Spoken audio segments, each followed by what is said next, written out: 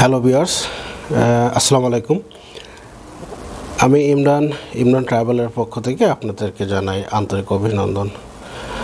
যারা ইউরোপে যেতে চাচ্ছেন বা ভিসা হচ্ছে না, বা আশেপাশে আপনাদের ট্রাভেল হিস্ট্রি কম আছে, বা মিডল ইস্টে বা ইউরো এশিয়া কান্ট্রিতে আপনারা ট্রাই করতেছেন ভিসার জন্য, কিন্তু ভিসা হচ্ছে না, আমি আপনাদের জন্য আজকে সুন্দর একটি সলিউশন নিয়ে আসছি।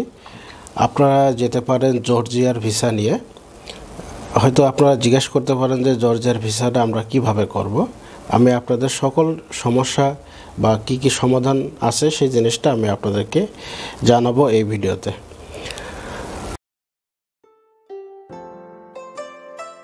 তো সাধারণত আমি আপনাদেরকে ট্যুরিস্ট ভিসা ইনফরমেশন দিয়ে থাকি। আমি কোনো ম্যান পাওয়ারের বিজনেস বা ভিসা নিয়ে কথা বলি না। তো যারা আমার মতো ট্রাভেল করেন বা ট্রাভেল করতে চাচ্ছেন অনেক দেশে আর কি, আমাদের বাংলাদেশ থেকে এই মুহূর্তে ভিসার রেশিওটা কম।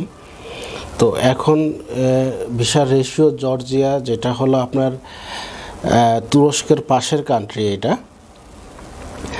তো আপনারা ইচ্ছা করলে জর্জিয়াতে আপনার ভিসা নিয়ে ট্রাভেল করে আসতে পারেন, এবং যারা ইউরোপের গেম দিতে যাচ্ছেন তাদের জন্য কিন্তু একটা সুখবর এটা। জর্জিয়ার এখন ভিসার রেশিওটা অনেক ভালো, আমি যতটুকু নিউজ নিয়ে পেয়েছি আর কি।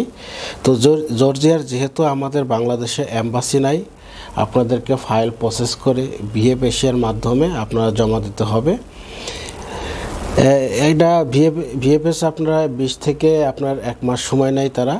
এর ভিতরে আপনার দিল্লিতে তারা ফাইলটা পাঠায়, যেহেতু তাদের এম্বাসি দিল্লিতে আছে। আপনাকে কোনো কিছু করতে হবে না, শুধু ভিএফএসে ফাইলটা জমা দিবেন।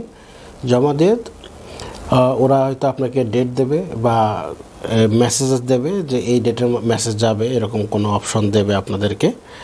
তো সেক্ষেত্রে আপনারা 1 মাস পরে বা হায়েস্ট 20 দিন লাগে। আমি 1 মাসের কথা বলছি কারণ 5 দিন বা 10 দিন আপনারা হাতে রাখতে পারেন। কোনো কারণে হয়তো যেহেতু এখন ইন্ডিয়ার সাথে আমাদের যে সমস্যাটা চলতেছে, হয়তো একটু লেট হতে পারে আর কি।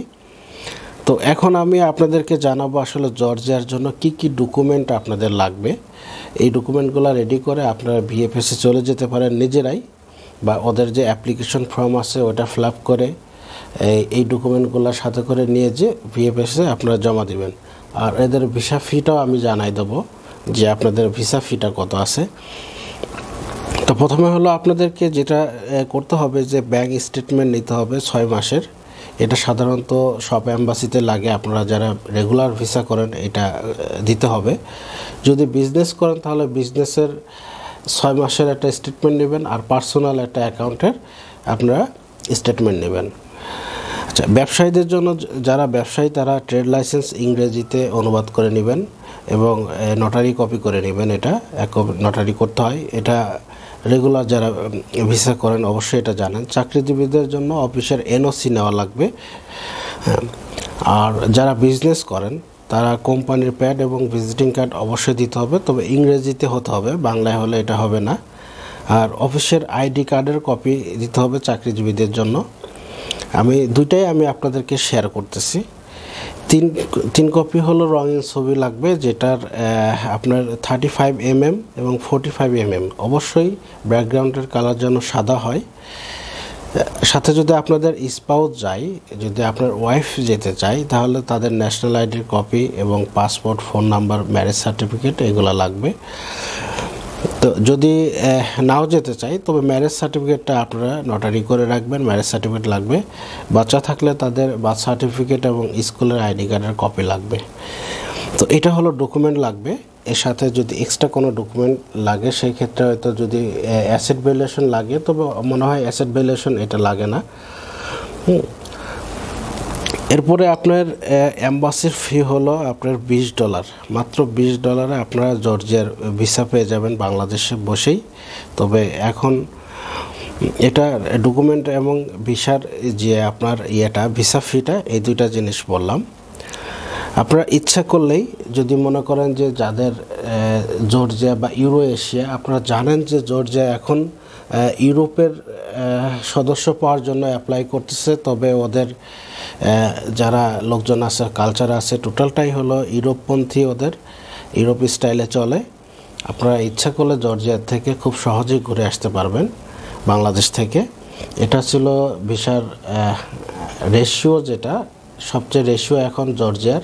এই হিসাবে আমি আপনাদেরকে ইনফরমেশনটা নিয়ে হাজির হলাম।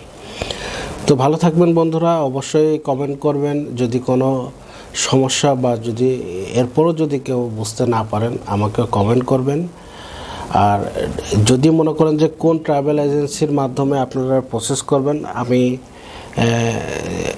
কোনো একটা ট্রাভেল এজেন্সি যারা প্রসেস করে, নাম বলবো না, আমার ডিসক্রিপশন বক্সে দেওয়া থাকবে, তাদের মাধ্যমেও আপনারা এটা করতে পারেন, কারণ এটা অনেকেই করে না, বা যদি কিছু এই ট্রাভেল এজেন্সি আছে তারা করে। আমি আপনাদেরকে অ্যাড্রেসটা প্লাস ফোন নাম্বারটা জানাই দেবো, আপনারা খুব সহজেই তাদের মাধ্যমে এই ফাইলটা প্রসেস করতে পারবেন। ধন্যবাদ, সবাই ভালো থাকবেন। আশা করি আমার আরও অনেক ভিডিও আছে, সেগুলো দেখবেন এবং লাইক কমেন্ট করতে ভুলবেন না, এবং সাবস্ক্রাইব করতে অবশ্যই ভুলবেন না আমার ভিডিওতে। ধন্যবাদ, সবাই ভালো থাকবেন।